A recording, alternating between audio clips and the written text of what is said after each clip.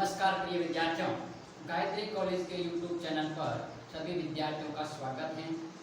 आज के क्लास में हम बीएससी फाइनल ईयर मैथमेटिक्स के सेकंड पेपर कॉम्प्लेक्स एनालिसिस के 4th यूनिट के लेक्चर नंबर 8 में हम बात करेंगे extension of Cauchy integral theorem for multi connected reason.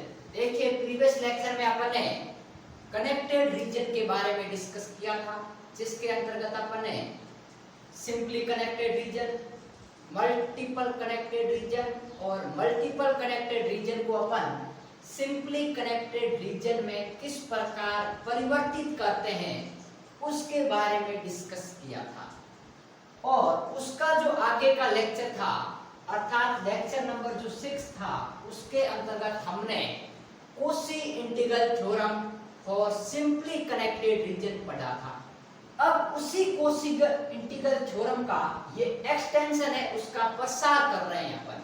वो आपके पास में एक क्लोज कर्व के लिए या कंटूर के लिए लागू हो रहा था, ये आपके पास में बहुत सारे कंटूर या क्लोज कर्व को जॉइंट करके बना हुआ है। अर्थात जो अपने सिंपली कनेक्टेड रीजन के लिए कॉची थ्योरम पढ़ी थी इंटीग्रल की, उसी का अपन एक्सटेंशन कर रहे हैं, उसी को अपन बढ़ा रहे हैं, प्रसार कर रहे हैं। अब देखिए, इसका स्टेटमेंट क्या कह रहा है कि आपके पास में कोई भी एक सी है, वो क्लोज कर्व है। ठीक है, मान लीजिए आपके पास में ये एक सी है, ये आपके पास में एक कोई क्लोज्ड कर्व है, ठीक है, जिसकी डायरेक्शन आपके पास में एंटी क्लॉकवाइज है, and C1, C2 and so on. अब मेरी बात सुनिए, इसमें कर्व एक ओनली फॉर C1 भी हो सकता है, दो कर्व C1 और C2 भी हो सकते हैं, और आपके पास में n कर्व भी हो सकते हैं। मैं आपके पास में n कर्व लेके बात कर रहा हूं, C1, C2 and so on. ये आपके पास में अदर और वो भी क्लोज्ड कर्व है, जो कि इस कर्व C के अंदर लाई कर रहे हैं, विच लाई इनसाइड C, इसके अंदर लाई कर रहे हैं। मैं दो कर्व लेके चलता हूं आपके पास में। मान लीजिए एक कर्व आपके पास में ये है और एक कर्व आपके पास में ये, इसका नाम C1 है, इसका नाम C2 है। ऐसे बहुत सारे इसके अंतर्गत कर्व है, ठीक है। यदि आपके पास में function if a function f of z is analytic between these curves and on C। अब जो फंक्शन f of z है, वो एनालिटिक कहां पर है? एक तो इन कर्व के मध्य और इस कर्व C के ऊपर। इनके ऊपर नहीं है, ध्यान रखना, C1 और C2 के ऊपर नहीं है, इस कर्व C के ऊपर और इनके मध्य। मतलब अपने पास में जो एनालिटिक का रीजन आ रहा है, ये आपके पास में एनालिटिक का रीजन आ रहा है। अब मेरी बात सुनिए, यहां पर फंक्शन है वो एनालिटिक है। इसका मतलब क्या हो गया कि यदि अपन प्रीवियस लेक्चर पे जाए तो ये जो रीजन है वो मल्टी कनेक्टेड रीजन हो गया, और मल्टी कनेक्टेड रीजन में प्रत्येक बिंदु पर फंक्शन एनालिटिक नहीं होगा। इस रीजन के अंतर्गत नहीं होगा, इसके अंतर्गत नहीं होगा और इसके बाहर नहीं होगा। ओनली फॉर इसके द्वारा जो बाउंडेड कर्व है उसके अंतर्गत फंक्शन एनालिटिक है। अब देखिए, तो अपन को ये प्रदर्शित करना है कि जो integration over C f of z dz, ये जो क्लोज कर्व है, इसका मान इसके अंदर जितने भी क्लोज कर्व है उसके अलोंग इंटीग्रेशन के एडिशन के बराबर होता है। और एक बात उसने और कही है कि जहां पर जो अपन इंटीग्रल यूज कर रहे हैं वो सब एंटी क्लॉकवाइज डायरेक्शन में है। कहां पे है? Anti clockwise. मतलब आपके पास इसकी डायरेक्शन ये है, इसकी डायरेक्शन ये है, ठीक बात। कौन से? इस इंटीग्रल के जो अलोंग आपके पास में कर्व आ रहे हैं, ठीक है। तो मुझे इन सबको किसके अनुदिश लेना है? एंटी क्लॉकवाइज लेनी है। इसकी डायरेक्शन एंटी क्लॉकवाइज है और इनको भी एंटी क्लॉकवाइज डायरेक्शन में परिवर्तित करेंगे, ठीक है। तो अब मेरी बात सुनिए, यदि आपके पास में एक ही कंटूर होता और फंक्शन यदि पूरे रीजन के अंतर्गत एनालिटिक होता, तो अपन सीधा कह देते हैं कि integration over C f of z dz बराबर 0, जो कि मैंने Cauchy integral theorem for simply connected region में बताया था। लेकिन यहाँ पर ये दिक्कत कर रहा है, ये रीजन और ये रीजन, ये दिक्कत कर रहा है क्योंकि इसके अंतर्गत फंक्शन है वो एनालिटिक नहीं है। तो इसका मतलब क्या है कि मैं इसको पहले ऐसे रीजन में परिवर्तित कर दूं जिससे अपन के पास एक ऐसा रीजन आ जाए जिसके प्रत्येक बिंदु पर और उसके ऊपर फंक्शन है वो एनालिटिक हो जाए, तो अपन Cauchy integral theorem for simply connected region लगा सकते हैं। देखिए कैसे, तो वो मैंने आपको तरीका बता रखा है क्रॉस कट की सहायता से। ठीक है, तो मैं इनको क्रॉस कट की सहायता से देखिए ऐसे परिवर्तित करता हूं। ये मान लीजिए कोई क्लोज कर्व सी है, ठीक है, इसको मैं यहां से थोड़ा सा कट कर देता हूं और ये आपके पास में एक कोई कर्व हो गया और एक कोई यहां से कट कर देता हूं मैं।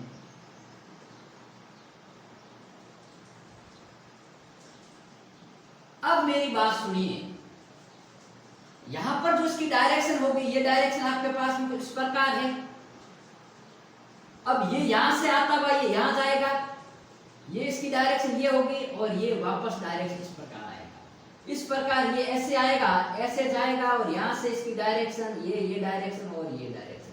अब इस कर्व के अनुदेश अब जो फंक्शन f ऑफ z है, ये पहले तो यहां पर एनालिटिक था, अब इस रीजन के अंतर्गत ये एक क्लोज कर्व बन गया। अब क्लोज कर्व कौन कौन सा बनाए देखिए, मैं यहां से स्टार्ट करता हूं, तो ये यहां से होके आपके पास में यहां से इसके अंदर गया, ये यहां होके वापस यहां आते हुए आपके पास में यहां गया और ये इसके अंदर आके वापस यहीं पे खत्म हो रहा है, मतलब एक क्लोज कर्व बन गया। अब इस रीजन के अंतर्गत जो फंक्शन है वो f ऑफ z क्या है, एनालिटिक है, और ये जो रीजन है वो रीजन आपके पास में क्या है, सिंपली कनेक्टेड रीजन है।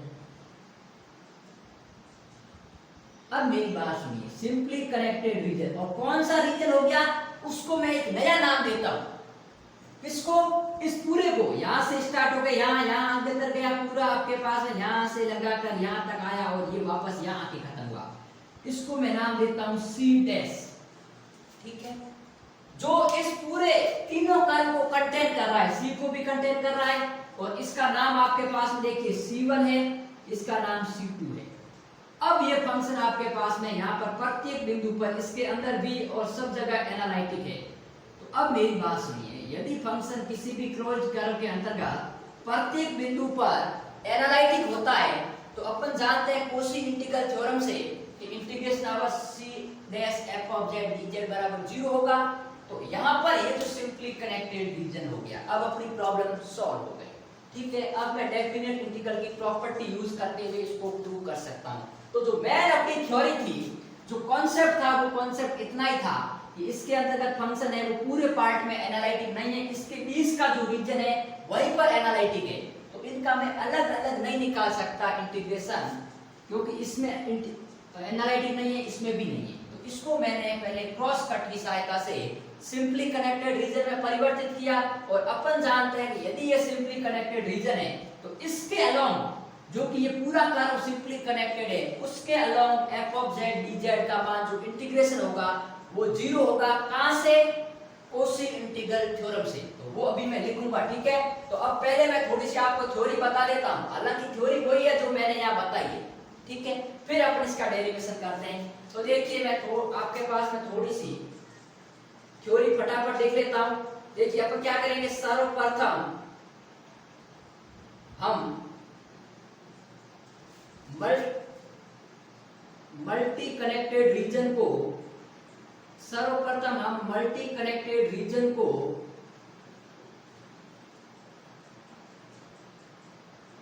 सिंपली कनेक्टेड रीजन में बदलेंगे।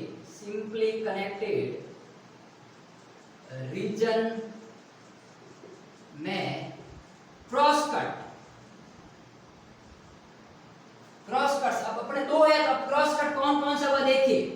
एक मान लीजिए ये A है, ये B है, ये C है, ये D है। ठीक है, यहां पर P है, ये Q है, ये R है और ये S है। ठीक है, तो क्रॉस कट्स आपके पास में क्रॉस कट की सिंपली कनेक्टेड रीजन में क्रॉस कट की सहायता से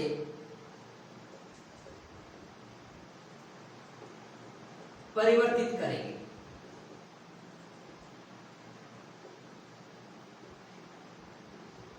ये परिवर्तित कर दिया, जिससे जिससे एक नया क्षेत्र या रीजन, जिससे एक नया क्षेत्र या रीजन जिसको अपन कह सकते हैं सी डैश प्राप्त हुआ। अब आपको कंफ्यूजन तो नहीं है कि सी डैश कौन सा है, मैं और बता देता हूं। सी डैश वो कर्व है, देखिए यहां से A B C 1 C D, यहां पर मान लीजिए आपके पास में कोई भी कर्व ई दे दीजिए, P Q R S T, यहां से लगाकर वापस ए तक आएगा, वो पूरा कर्व कौन सा है, सी डैश है, जिसके अंतर्गत कर्व सी भी आ रहा है, C1 भी आ रहा है, C2 भी आ रहा है, और ये क्रॉस कट वाली लाइन भी आ रही है। ठीक है, यहां पर मैं लिख लेता हूं कर्व सी डैश बराबर ए बी, यहां पर नीचे लिख लेता हूं ताकि आपको समझ में आ जाए, ए बी सी डी, यहां पर आपके पास में E P Q R S, और यहां पर एफ और सी और ए, ये आपके पास में है रीजन जो कि सी डैश है। मतलब ये पूरा रीजन मिला के अपन को एक नया क्षेत्र प्राप्त हो गया, जिससे एक नया क्षेत्र सी डैश प्राप्त हुआ,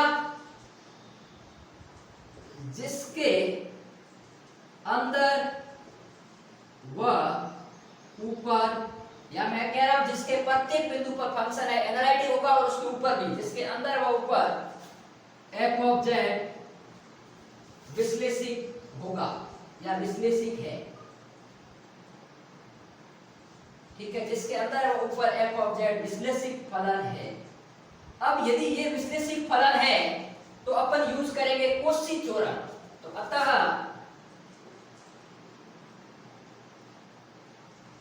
Koshi theorem for simply connected region, simply connected region, simply connected region. अब देखिए सिंपली कनेक्टेड रीजन के लिए कोशी थ्योरम क्या कहती है, कि कोशी थ्योरम कहती है कि integration over C dash F of Z D Z का मान क्या होगा, 0 होगा। हुआ नहीं हुआ, क्योंकि ये क्षेत्र सी डैश अपन को कौन सा प्राप्त हुआ है, टोटल, और जिसके अंतर्गत प्रत्येक बिंदु पर function F of Z analytic है, और इसके ऊपर भी। अब देखिए ऊपर किसके, जो नया क्षेत्र सी डैश आया, ये यहां से पूरी बाउंड्री मिला के ये आपके पास है, यहां से लगा कर ये यहां तक। ठीक है, तो यदि वो इसके ऊपर और अंदर फंक्शन एनालिटिक है, तो अपन Cauchy integral theorem for simply connected region से जानते हैं कि integration of C dash F of Z D Z का मान 0 है। ये मैं पहले बता चुका हूं। ठीक है, कौन सी, कोशी इंटीग्रल थ्योरम। अब अपन इसका एक्सटेंशन कर रहे हैं, इसका प्रसार कर रहे हैं, इसको आगे बढ़ा रहे हैं। ठीक है, तो ये हो गया।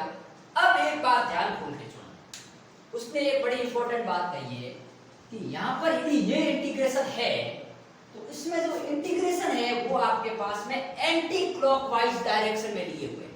यदि वो एंटी क्लॉकवाइज नहीं कहता है तो ध्यान रखना ये माइनस के आएंगे। मैं आपको बता देता हूं, एग्जाम में यदि यहां एंटी क्लॉकवाइज डायरेक्शन आप नहीं ले रहे हो, यदि इसको क्लॉकवाइज डायरेक्शन ले रहे हो, तो ये माइनस में आएंगे। क्योंकि मैंने आपको कल के लेक्चर में बताया था कि अब देखिए ये क्लोज कर्व की डायरेक्शन ये है, इसको मैंने सिंपली कनेक्टेड रीजन में परिवर्तित किया, तो देखिए ये यहां से अंदर प्रवेश किया, यहां आया, अब ये यहां से कर्व स्टार्ट हो रहा है C1, ये ऐसे जा रहा है, तो इसकी डायरेक्शन कौन सी हो गई भाई, क्लॉकवाइज, घड़ी की डायरेक्शन हो गई। लेकिन इस कर्व की डायरेक्शन एंटी क्लॉकवाइज है, और इस कर्व की भाई डायरेक्शन क्या हो गई, क्लॉकवाइज। तो यदि मैं इसी डायरेक्शन में इस इंटीग्रेशन को लेता हूं तो ये साइन नेगेटिव आएगा, और यदि इसके विपरीत लूंगा एंटी क्लॉकवाइज तो ये पॉजिटिव आएगा। लेकिन इस स्टेटमेंट में उसने कहा है कि ये जो डायरेक्शन है वो एंटी क्लॉकवाइज ली हुई है। ठीक है, तो अब देखिए, अब आगे अपन डिस्कस करते हैं। यहाँ पर मैं 3 पॉइंट लिखता हूं। 3 पॉइंट क्या लिखूंगा, पहला पॉइंट ये लिखूंगा कि कर्व C की डायरेक्शन क्लॉकवाइज है। ठीक है, second point, curves C1, C2, C3 etcetera की डायरेक्शंस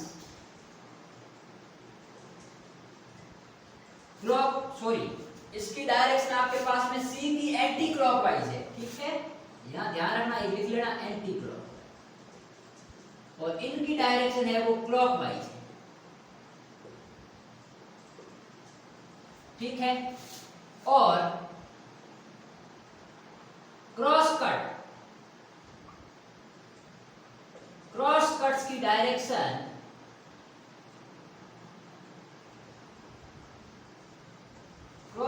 डायरेक्शन में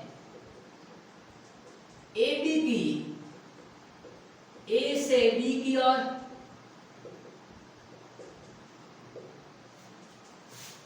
CD की C से D की ओर,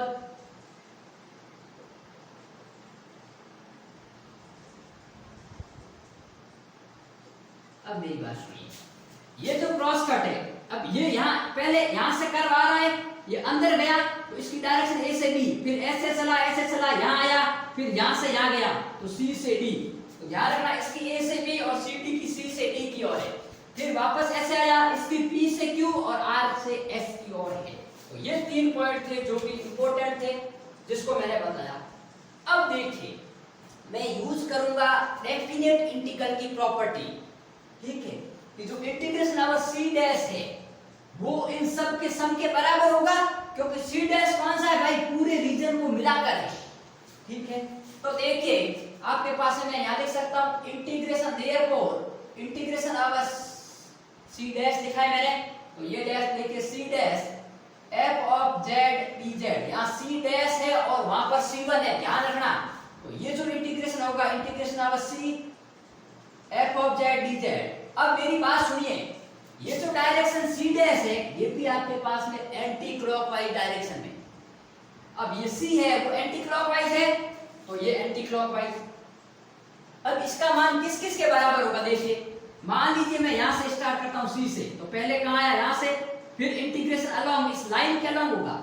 अब देखिए इंटीग्रेशन जैसे ही पथ चेंज होगा उसका इंटीग्रेशन अलग होगा, तो यहां से मान लीजिए पहले सी के अनुदिश आ रहा है, फिर अपन कहां से कहां तक आएंगे, ए से बी का, और फिर आपके पास इस कर्व पर जाएंगे, फिर सी से डी की ओर, ठीक है। और डायरेक्शन देखिए सबकी ऐसे ही है, ये आ रहा है ऐसे ऐसे जा रहा है, किसी की इसके वापस ऐसे नहीं है, यदि विपरीत होते तो यहाँ माइनस यूज करते डेफिनेट इंटीग्रल की प्रॉपर्टी में, लेकिन ऐसी किसी की डायरेक्शन नहीं है, सबकी आपके पास में ए की डायरेक्शन ऐसे आ रहा है, ऐसे जा रहा है, ऐसे ऐसे ऐसे ऐसे जा रहा है, ठीक है।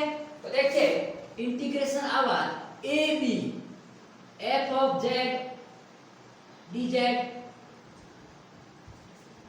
प्लस इंटीग्रेशन ओवर, अब मेरी बात सुनो, यहां मैं जो डायरेक्शन ले रहा हूं वो एंटी क्लॉकवाइज ले रहा हूं, एंटी क्लॉकवाइज लूंगा तो ये जो डायरेक्शन है ये डायरेक्शन कैसे आ रही है, क्लॉकवाइज आ रही है, ये भी डायरेक्शन देखिए ऐसे घूम रही है भाई, यहां से यहां ऐसे घूम रही है ना, और ये भी ऐसे घूम रही है, ये डायरेक्शन क्लॉकवाइज हो गई।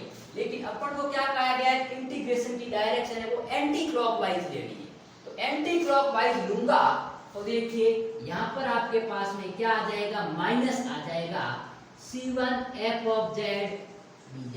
मेरी बात समझ में आ रही है ना, क्योंकि देखिए ये जो इंटीग्रेशन की डायरेक्शन एंटी क्लॉकवाइज है, ये एंटी क्लॉकवाइज, ये क्लॉकवाइज था, लेकिन मुझे सबको किसमें कन्वर्ट करना है, एंटी क्लॉकवाइज में, ठीक है। तो डायरेक्शन चेंज होगी तो इंटीग्रेशन के आगे क्या आ जाता है, माइनस आता है, नहीं आता है, ठीक है।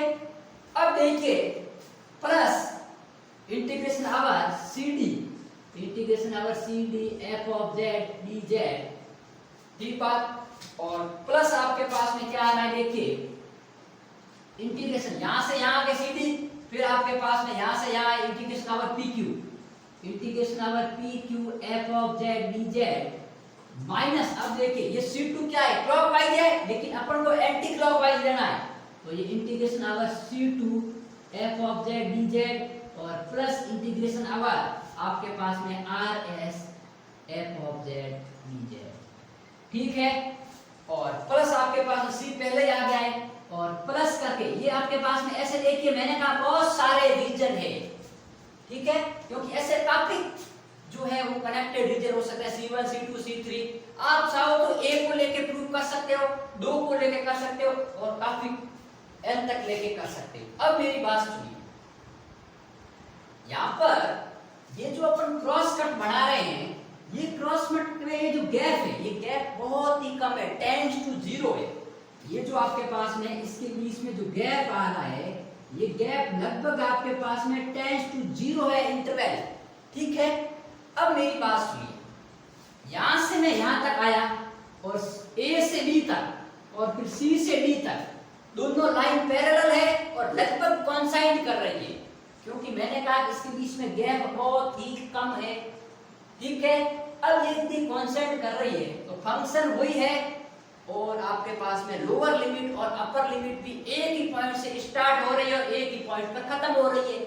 लेकिन चेंजेस क्या है? ओनली फॉर डायरेक्शन चेंज है। ठीक है, सिर्फ और सिर्फ परिवर्तन क्या है? डायरेक्शन का परिवर्तन है। तो यहाँ पर मैं थोड़ा सा ऊपर से इसको साफ करके थोड़ा सा लिख लेता हूँ, जिससे अपन का समझने में इजी हो जाए।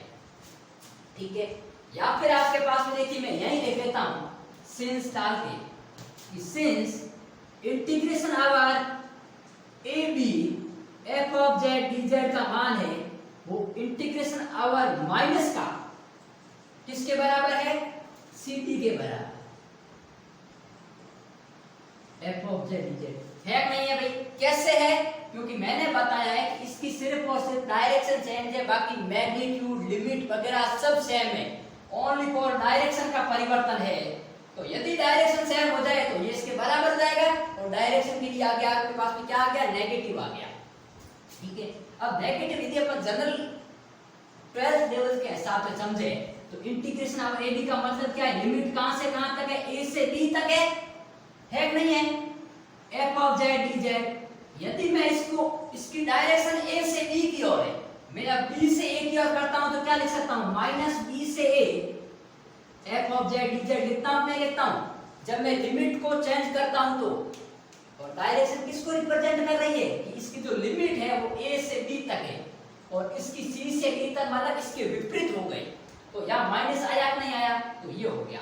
ठीक है, अब मेरी बात सुनिए, यहां से अपन ये कह सकते हैं इसी प्रकार similarly and integration over P Q f of Z D Z का जो मान है वो integration over R S f of Z D z. अब मैं देखिए इसको समीकरण नंबर देता हूं 2 और इसको समीकरण नंबर देता हूं 3 और इसको नंबर देता हूं 4। 3 और 4 का प्रयोग 2 में करने पर। और मेरी बात सुनिए, समीकरण ए क्या कह रहा है कि integration over C dash F of Z D Z का मान 0, इसका मान 0 हो रहा है तो ये तो मैंने यहाँ 0 कर दिया है। ठीक है, अब देखिए अपन ऊपर से थोड़ा सा साफ कर देते हैं जिससे अपना ये क्वेश्चन इजी हो जाए। तो देखिए मैं यहाँ से थोड़ा सा साफ कर लेता हूँ।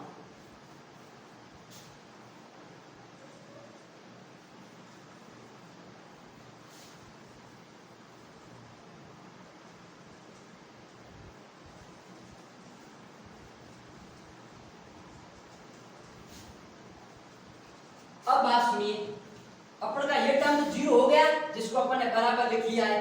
तो अब बात सुनिए, integration of C f of Z D z plus A B integration of f of z और ये हो गया आपके पास में सी डी है वो माइनस का हो गया। तो देखिए मैं ऐसा लिख सकता हूं integration of A B f of Z D z, ठीक है, और प्लस या minus integration over c1 f of z dz minus integration over ab f of z dz। क्योंकि अपन देखिए integration over ct f of z dz की जगह minus sign नहीं लिख सकते हैं, तो ये प्लस देखिए integration over pq f of z dz minus integration over यहां पर देखिए c1 है c2 f of z dz और माइनस का इंटीग्रेशन ओवर ये RS है, ये किसके बराबर? माइनस PQ के बराबर है।